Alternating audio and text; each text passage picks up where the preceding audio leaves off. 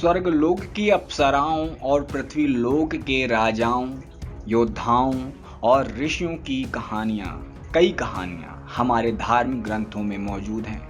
ये कहानियां प्रेम, ईर्ष्या, छल और असुरक्षा के आसपास घूमती हैं। दोस्तों, आज मैं आपको एक ऐसी ही दिलचस्प कहानी सुनाने जा रहा हूं, उर्वशी और पूर्वा की कहानी। जी हाँ दोस्तों, उर्वशी स्वर्गलोक की वो अप्सरा जिसने अपनी सुंदरता से ऋषि मुनि न जाने किन किन का तप भंग किया। उसकी सुंदरता के आगे शायद सुंदरता भी फीकी पड़ जाए। जी हाँ दोस्तों, साहित्य और पुराणों में उर्वशी का बखान सौंदर्य की साक्षात प्रतिमूर्ति के तौर पर किया गया है। कहा जाता है कि उर्वशी स्वर्गलोक की सभी खूबसूरत अप्सराओं में सबसे ज्यादा आकर्षक थी और देवराज की सबसे प्रिय अप्सरा थी। पुराणों के अनुसार देवगुरु बृहस्पति की पत्नी तारा और चंद्रमा के संयोग से बुध उत्पन्न हुए, जो चंद्र वंश के आदि पुरुष थे।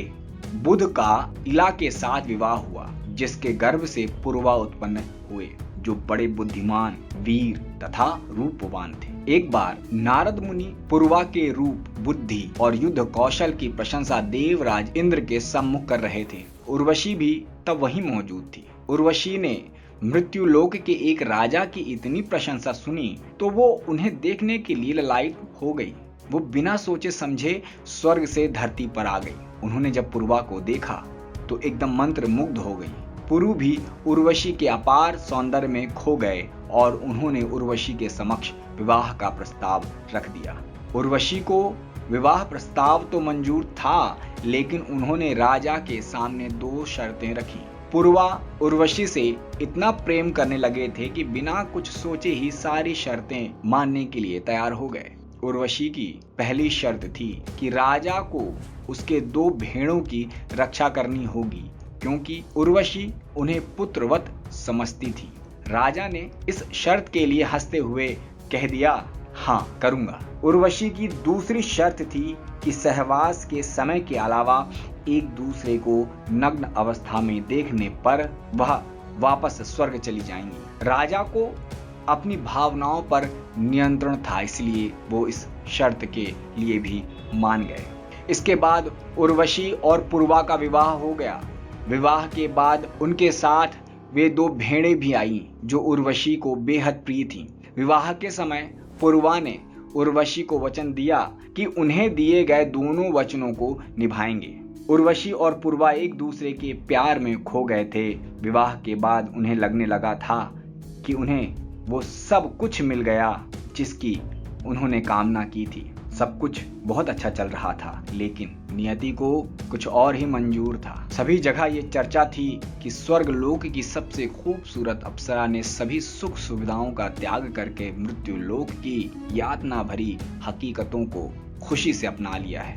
देवराज इंद्र को अपमान महसूस होने लगा कि उर्वशी उन्हें त्याग कर पूर्वा के साथ इतनी खुशहाली से जीवन यापन कर रही थी। देवराज ने गंधर्वों से कहा कि कुछ भी करके उर्वशी को वापस इंद्रलोक में लेकर आएं।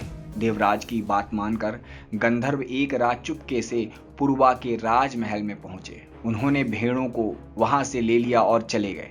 जब गंधर्व उर्वशी के भेड़े चुरा रहे थे, उस समय उर्वशी और पूर्वा दुनिया से बेखबर होकर प्रेम में लीन थे। भेड़ की आवाज सुनकर उर्वशी चौंकी। उसने राजा से कहा कि वो भेड़ों की रक्षा करें। राजा अपने पहले वचन की रक्षा करते हुए भेड़ों को ढूंढने जंगल में तुरंत निकल पड़े। पुरुरवा भेड़ों की सुरक्षा करने का वचन तो तोड़ ही चुके थे, तभी गंधर्वों ने एक और चाल चली। अपनी प्रिय भेड़ों को खोजते हुए उर्वशी भी उसी जंगल में चली गई जहां पुरुरवा गए थे। जैसे ही वे दोनों एक दूसरे के करीब पहुंचे तो गंधर्वों ने आसमान में बिजली चमका दी। महाराज पुरुरवा भेड़ों को ढूंढ चुके थे, पर उर्वशी ने उन्हें बिजली के प्रकाश में निर्वस्त्र देख लिया। उर्वशी उसी समय स्वर्गलोक चली गई। उर्वशी के जाने से राजा बुरी तरह टूट चुके थे। उर्वशी के जाने के बाद राजा पुरुरवा उसकी खोज में धरती, पहाड़, समुद्र, वन हर जगह गए और एक दिन उन्हें उर्वशी मिल ही गई। राजा ने उसे लौट आने को कहा। तब उर्वशी ने कहा कि वो स्वयं व्याकुल है, लेकिन अप्सरा होने के कारण उसे नियमों का पालन करना ही होगा। उर्वशी ने कहा कि वो साल में एक बार उनसे मिलने पृथ्वीलोक पर आएगी। उर्वशी ने बताया कि उनकी कोख में राजा पुरुरवा की संतान है। उर्वशी हर साल पुरुरवा से मिलने पृथ्वीलोक आती रही। पुरुरवा और उर्वशी के 6 पुत्र हुए, आयु, धीमान, अमावसु, दृढ़ायु, बनायु और शतायु। उर्वशी की मनोदशा और प्रेम पर न सिर्फ पुराणों में बल्कि साहित्य में भी बहुत कुछ लिखा गया है। दोस्तों, तो ये थी कहानी, एक प्रेम कहानी। आशा करता हूँ आपको भाई होगी, पसंद आई होगी। लाइक कीजिए, कमेंट कीजिए और ऐसे ही हमारे चैनल को सुनते रहिए। धन्यवाद।